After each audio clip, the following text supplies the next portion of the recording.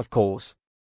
Here is the paraphrased script, maintaining the same dramatic tone and articulate style while slightly altering the word order and sentence structure. Asterisk asterisk asterisk. In 530 BCE, the most powerful man on earth would meet his match. His defeat came not on a grand battlefield, but in the unforgiving steppes of Central Asia, at the hands of a woman whose name would echo through history as both liberator and executioner. What happened next would shock even the battle-hardened warriors of the ancient world, as Queen Tomyris of the Massagetae delivered a punishment of such brutality that it redefined the very concept of royal vengeance. This is more than the story of a military defeat. It's the terrifying account of how absolute power, when challenged, can unleash forces more savage than any torture device ever conceived. Under Cyrus the Great, the Persian Empire had become an unstoppable juggernaut, stretching from the Mediterranean to the Hindu Kush. For 30 years, Cyrus had conquered nation after nation with a combination of military genius and calculated mercy, a formula that had never failed him. The largest empire the world had ever seen was his, built on the bones of fallen kingdoms and the submission of countless peoples. Yet in 530 BCE, this seemingly invincible emperor turned his gaze toward the wildlands beyond the Jaxartes River, where the Massagetae people roamed free under the iron rule of their warrior queen. The Massagetae were not like the civilized kingdoms Cyrus had conquered before. These were nomadic warriors who lived by the sword, who drank mare's blood mixed with milk, and who worshipped the god of war above all others. Their society was built around constant warfare, cattle raiding, and the brutal law of survival that governed the endless steppes. Alongside men, women fought, and leadership was earned through combat prowess rather than birthright. In this harsh world, Queen Tomyris had risen to power not through political maneuvering, but by proving herself the most ruthless and capable warrior among her people. When Cyrus first approached the Massagetae lands, he employed his usual strategy of diplomacy backed by overwhelming force. Historical accounts by Herodotus reveal that Cyrus initially sought to marry Queen Tomyris, likely viewing this as an easy way to absorb her kingdom into his empire without bloodshed. But Tomyris saw through this transparent attempt at political subjugation immediately. Her response was swift and unambiguous. She would never submit to foreign rule, and any Persian who crossed into Massagetae territory would find only death waiting for them. The rejection stung Cyrus's pride in ways that pure military resistance never could. Here was a barbarian queen, as he would have seen her, daring to refuse Cyrus the Great, conqueror of Babylon, liberator of the Jews, king of kings. The insult demanded not just conquest, but total domination. Cyrus began planning what he intended to be his final campaign, one that would bring these wild steppes under Persian control and add Queen Tomyris to his collection of defeated royalty. He had no way of knowing he was walking into a trap more cunning than any he had ever encountered. The initial Persian advance into Massagetae territory proceeded exactly as Cyrus had planned.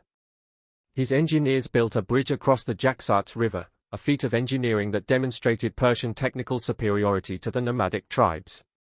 His scouts reported that the Massagetae were retreating deeper into their territory, apparently unwilling to face the might of the Persian army in open battle. To Cyrus, this confirmed what he had always believed, that barbarian courage crumbled when faced with civilized military power. He pressed forward with confidence, his army of veteran soldiers cutting deep into the steppes like a sword through flesh. But Queen Tomyris was not retreating in fear. She was drawing the Persians away from their supply lines and into terrain where her cavalry would have every advantage. The steppes that seemed empty and lifeless to Persian eyes were actually filled with hidden water holes, secret camps, and carefully planned ambush points that the Massagetae had used for generations. Every mile the Persians marched took them further from safety and deeper into a killing ground that Tomyris had been preparing since the moment she received Cyrus's marriage proposal. The trap was sprung with devastating effectiveness. Tomyris had sent a portion of her forces to retreat visibly before the Persian advance, leading them toward what appeared to be the main Massagetae camp. When the Persians attacked this seemingly vulnerable target, they found it defended by only a token force that fled after minimal resistance. The camp was filled with supplies, including large quantities of wine, a luxury the Massagetae rarely possessed. Cyrus's soldiers, believing they had won an easy victory, began celebrating their conquest with the captured wine, not knowing they were drinking their own doom. Among the celebrating Persians was Spargapizes, son of Queen Tomyris, who had been captured in the skirmish along with other high-ranking Massagetae warriors. But this capture was no accident. It was part of Tomyris's larger strategy. She knew that taking her son prisoner would force her to respond with the full fury of maternal vengeance, providing the perfect justification for the brutal retaliation she was already planning. When news of her son's capture reached her, Tomyris sent a message to Cyrus that revealed both her strategic thinking and her intimate understanding of Persian weaknesses. The message, recorded by Herodotus, was a masterpiece of psychological warfare disguised as diplomacy. Tomyris offered to exchange 1/3 of her army for the return of her son, appealing to what she knew was Cyrus's sense of honor and his confidence in Persian military superiority.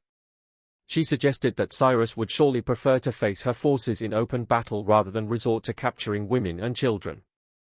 The message was crafted to make refusing seem cowardly, while accepting would give Tomyris exactly what she needed, a legitimate reason to destroy the Persian army completely.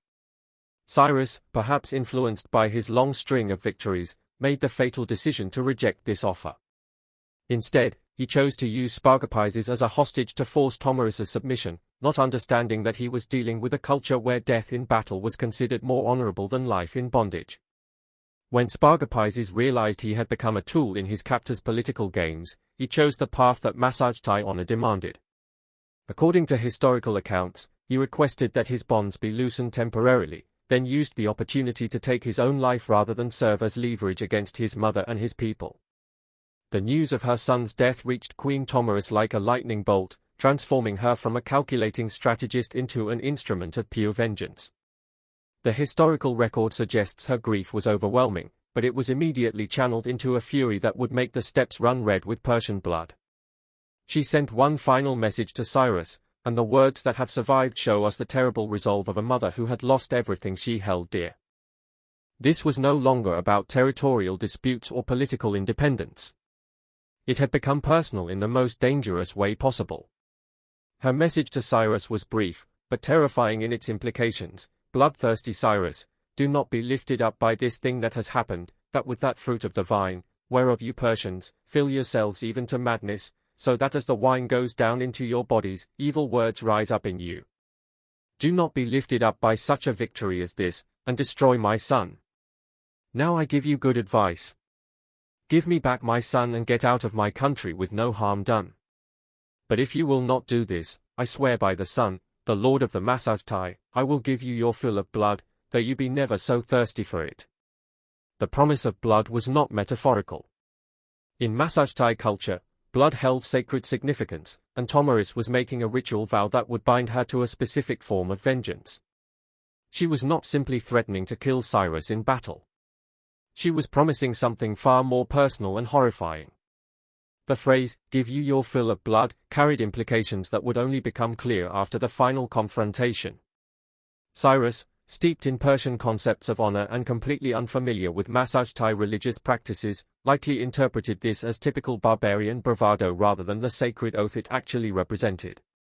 With diplomacy finally exhausted and her son's death demanding retribution, Queen Tomyris began mobilizing the full military might of the Massagetae Confederation. This was not merely her own tribe, but a coalition of related nomadic peoples who recognized her authority and shared her commitment to driving the Persians from their lands. The force she assembled was unlike anything Cyrus had faced before, not a traditional army with supply lines and siege equipment, but a swarm of mounted warriors who could strike without warning and disappear into the vastness of the steppes. The Massagetae military system was perfectly adapted to their environment and lifestyle. Every warrior was an expert horseman from childhood, capable of shooting arrows with deadly accuracy while riding at full gallop. They used composite bows that could punch through Persian armor at ranges that made conventional tactics useless. Their horses were hardy steppe ponies that could survive on grass and travel vast distances without tiring, giving them mobility advantages that Persian cavalry, dependent on grain and regular rest, could never match. Most importantly, they were fighting for their homeland against foreign invaders, giving them a level of motivation that professional soldiers could rarely achieve. Queen Tomyris positioned her forces using intimate knowledge of local terrain that the Persians completely lacked. She chose a battlefield where Persian advantages in heavy infantry and siege equipment would be meaningless, while maximizing the effectiveness of her mounted archers. Historical sources suggest the location was near a river crossing where Persian retreat would be difficult, but Massagetae forces could withdraw in multiple directions if needed. Every aspect of her battle plan was designed to turn Persian strengths into weaknesses while amplifying her own tactical advantages. The battle itself was unlike the organized conflicts that had made Cyrus famous throughout the ancient world. There were no neat formations, no gradual escalation, no opportunity for negotiation or surrender. The Massagetae attack came like a force of nature. Thousands of mounted warriors appeared from multiple directions simultaneously, filling the air with arrows before vanishing back into the steppes, only to reappear elsewhere and strike again. Persian heavy infantry, the backbone of Cyrus's previous victories, found themselves unable to close with an enemy that refused to stand and fight in conventional terms. Cyrus himself was reportedly killed in the thick of fighting, though the exact circumstances remain disputed among ancient historians. Some accounts suggest he fell to an arrow while trying to rally his troops, others that he was overwhelmed during a desperate cavalry charge. What is certain is that his death marked the complete collapse of Persian resistance. Without their legendary commander, the invading army disintegrated into isolated groups of survivors trying desperately to reach safety. Most would never see Persia again, their bones left to bleach under the endless sky of the steppes they had tried to conquer. But for Queen Tomyris, Cyrus's death in battle was not sufficient vengeance for her son's fate. According to Herodotus and other ancient sources, she ordered her warriors to locate the emperor's body among the Persian dead, a task that would have required searching through thousands of corpses scattered across the battlefield. When the body was finally found and brought before her, she was faced with the physical remains of the man who had been called the greatest conqueror in human history. What happened next would become one of the most shocking acts of posthumous revenge in recorded history. The queen ordered that a wineskin be filled with human blood, specifically Persian blood from the fallen soldiers who had followed their emperor into the steppes. This was not random cruelty, but a carefully planned ritual that tied directly to her earlier promise to give Cyrus his fill of blood. In Massagetae religious tradition, blood was the essence of life force, and consuming it was believed to transfer power from the dead to the living. By forcing Cyrus to receive his fill of blood in death, Tomyris was not just delivering vengeance, but performing a sacred ritual that would bind his spirit and prevent it from finding rest. When the grisly preparation was complete, Queen Tomyris personally took Cyrus's severed head and thrust it into the blood-filled wineskin. According to the historical account, she then spoke directly to the dead emperor. I am alive and I have conquered you in battle, and yet you have destroyed me by taking my son with treachery. But I will fulfill my threat and give you your fill of blood. This act was not performed in the heat of battle rage, but as a cold, calculated ritual that demonstrated the depth of her commitment to vengeance and the alien nature of Massagetae justice to Persian sensibilities. The symbolism of this act would have been immediately clear to any Massagetae witnessing it, but utterly horrifying to civilized observers from the Persian Empire or the Greek world. By drowning Cyrus's head in blood, Tomyris was ensuring that his spirit would be trapped forever in a cycle of thirst and consumption, unable to find peace in the afterlife. This was not simply about humiliating a defeated enemy. It was about inflicting eternal punishment on someone who had violated the most sacred bonds of motherhood and honor.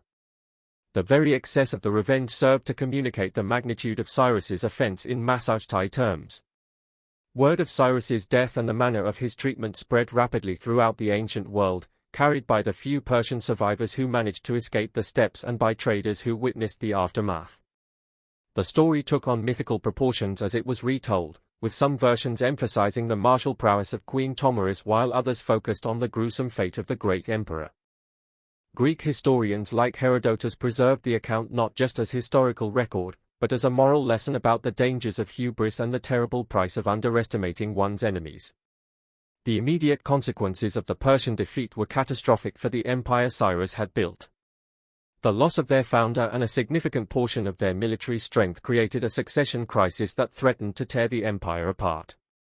Cyrus's son Cambyses eventually secured the throne, but the Persian expansion that had seemed unstoppable was permanently halted on the northern frontier. No subsequent Persian ruler would dare to challenge the Massagetae again, and the steppes remained free from imperial control for centuries to come.